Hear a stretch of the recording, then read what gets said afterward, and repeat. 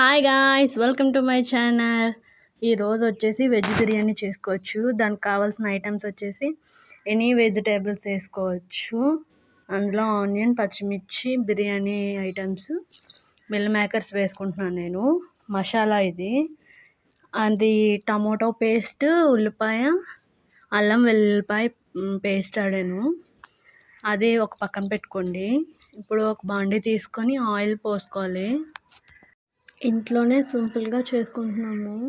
మా ఫ్యామిలీ కొంచెం పెద్దది, నైట్ డిన్నర్కి ఏమీ లేదని మంచిగా బిర్యానీ చేసుకొని తిందామని అనుకున్నాము. ఉదయం అంతా కష్టపడతాం కదా, ఈవినింగ్ కొంచెం స్పెషల్గా ఉంటే బాగుంటుంది కదా, అందుకనే చేసుకుంటున్నాము. ఆయిల్ హీట్ అయిన తర్వాత బిర్యానీ ఐటమ్స్ అన్నీ వేసేసి వెజిటేబుల్స్ అన్నీ వేసేయాలి, ఉల్లిపాయ, పచ్చిమిర్చి అన్నీ. ఇప్పుడు పక్కనే కొంచెం రైస్, బాస్మతి రైస్ ప్యాకెట్ ఉంటే అది చేస్తున్నాను నేను. దాన్ని కట్ చేసుకొని బౌల్లో వేసుకొని దాన్ని కొలుచుకుంటున్నాను ఎంత వాటర్ పడుతుందని. కొలుచుకొని కొంచెం మంది వాటర్ నానబెడతారు కదా బియ్యం, నేను అలా కాకుండా బియ్యంలో ఆయిల్ కలుపుతూ ఉన్నాను. అలా ఆయిల్ కలుపుకుంటే ఒకదానికొకటి అతుక్కోదు, అంటే ముద్దలా పేస్ట్లా అయిపోకుండా అతుక్కోదు. వాటర్ కూడా కరెక్ట్గా వేసుకోవాలి, అప్పుడే పొడి పొడిగా వస్తుంది బిర్యానీ. అక్కడ అంత సీరియస్గా ఎందుకున్నానంటే మా మరిది కామెంట్ చేస్తున్నాడు, మా వదిన నీకేం పని లేదా అని. మా వదిన యూట్యూబ్ ఛానల్ హాయ్ అని చెప్పి మా వదినకి ఏం పని లేదు అని చెప్తున్నాడు. ఎవరికి అన్నీ పనులు ఉంటాయండి, పని లేకుండా ఉండవు. మనం ఏదైనా ఒక పని స్టార్ట్ చేసామంటే దాన్ని మధ్యలో వదిలిపెట్టకూడదు. అది నేను చేసేది. అది అక్కడ మనం చేసే పనిలో చాలా కామెంట్స్ వస్తాయి, చాలా ఎదుర్కోవాలన్నీ. మంచిగా కూడా అంటారు, నీ యూట్యూబ్ ఛానల్ బాగుంది, బాగా చేస్తున్నావు, వీడియోస్ ఎడిటింగ్ బాగా చేస్తున్నావు, ఎలా చేస్తున్నావు అని కొంతమంది అంటే, దీనికి ఏం పని లేదు, ఇంట్లో తినేసి ఉండలేక అలా చేస్తుంది అని కొందరు అనుకుంటారు. అనుకున్న వాళ్ళు అనుకుంటూనే ఉంటారు. మనం చేసే పని మనం చేసుకుంటూ పోవాలి. ఇప్పుడు అందులో మిల్ మేకర్స్ వేడి నీటిలో వేసి మిల్ మేకర్లు వేయాలి.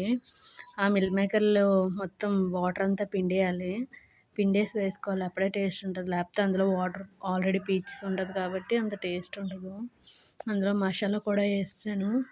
అది బాగా ఫ్రై అయిన తర్వాత కొంచెం కారం, గరం మసాలా వేసుకోండి. నేను సాల్ట్ లాస్ట్ వేస్తాను, మీరు వేసుకుంటే వేసుకోవచ్చు. ఎందుకంటే నాకు తేడా తెలీదు, మొత్తం చూస్తేనే కానీ సాల్ట్ వేయలేను.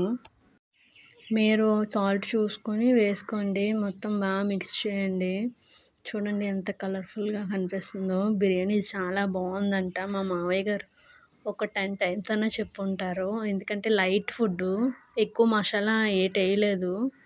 నైట్ టైం కదా, కొంచెం లైట్ ఫుడ్డే బాగుంటుంది. ఎందుకంటే పిల్లలు, పెద్దవాళ్ళు ఉంటారు కదా, మనకైతే మసాలాలు అవి వేసుకున్నా పర్లేదు, అందుకని లైట్గానే వేసాను. ఇప్పుడు మనం ఆయిల్ పెట్టుకుని రాసుకున్నది ఉంది కదా, అది కూడా వేసేయాలి.